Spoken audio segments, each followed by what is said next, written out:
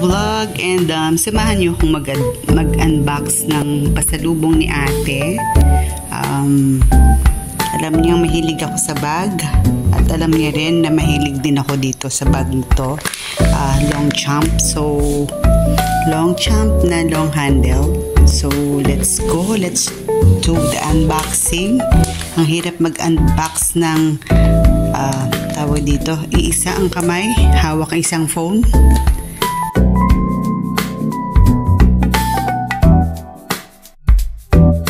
This is Rosanna Mix Vlog and I am now here in our dining area to unbox yung regalo or pasalubong ni ate sa akin. Nag-atakanda siya for a month. So, ito ang kanyang salubong. Ang Longchamp na bag. So, let's go. Let's unbox it. So, alam niya kasing mahilig ako sa mga bags. And lately, para akong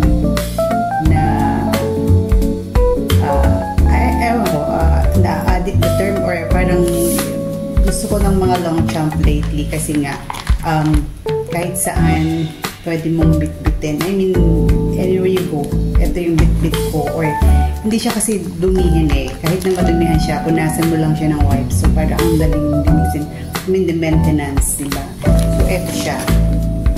Kasi, meron na akong blue. Ito yung madalas ko rin gamitin.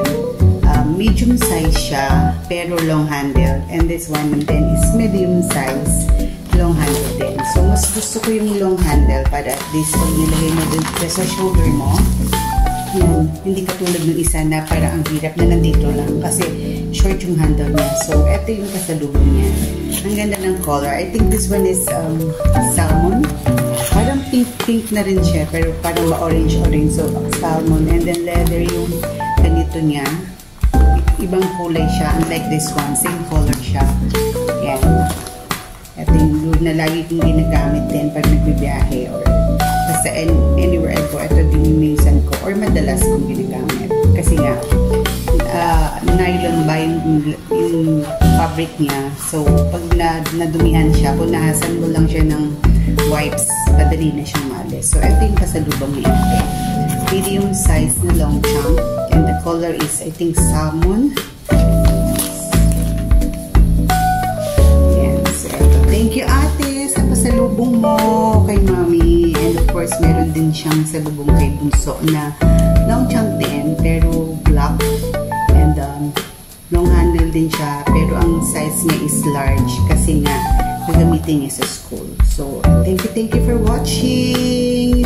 Nadalaw na ang aking Longchamp na pang-ray-ray. So, meron akong ilalagay sa loob para at least tumayo siya katulad nito. Kasi kung wala siyang parang pouch sa loob, parang ganyan siya, mahirap tumayo. I like this one na ayan, tinan nyo, nakatayo siya. Kasi meron akong ilalagay na bag sa loob. So, ayan. Para at least tumayo siya. So, may mga pocket siya dyan. Yan, nalagyan ng cellphone, susi. May relo ako dyan. Alam mo, dinala ko pa ang aking tawag dito, bingo card. Ayan. Meron ako dyan tawag dito, lipstick, pabango. Para kahit hindi ko yun. Tapos yung aking wallet. Nandyan siya. Wallet ko. So, yan. Pinili ko yung pinalalagay ko sa loob para at least tumayo-tayo siya. Kasi kung wala niyan, ganito ang magiging itsura niya. So, mas mainam na yung nakatayo. Diba? So, again, thank you, ate, sa pasalubong mo. Pasalubong mo kay bunso. Pasalubong kay daddy.